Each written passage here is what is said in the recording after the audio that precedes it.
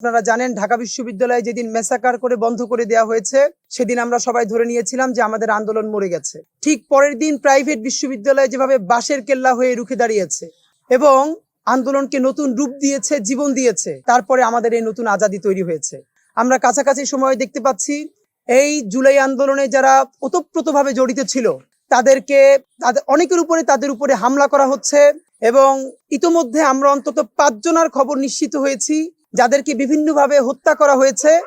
বাংলাদেশের মিডিয়াগুলো এইগুলোকে ফ্রেমিং করছে যে ছিনতাইকারীর ছুরিকাঘাতে, কাউকে বলছে যে টোকাই, কাউকে বলছে খাবারের উচ্ছিষ্ট নিয়ে ঝগড়া হয়েছে, কখনো খাবারের উচ্ছিষ্টের ব্যবসার নাম দিয়ে এই স্পিরিটকে নষ্ট করা হচ্ছে। প্রথম আলো বলেছে যে সে একজন টোকাই ছিল, খাবারের উচ্ছিষ্ট ব্যবসা করা তো দূরের কথা, প্রফেশনালি যদি কেউ একজন প্রস্টিটিউট হন এবং তিনি জুলাই আন্দোলনের জন্য জীবন দেন বা আহত হন, তিনি আমাদের সবচেয়ে বেশি শ্রদ্ধার পাত্র।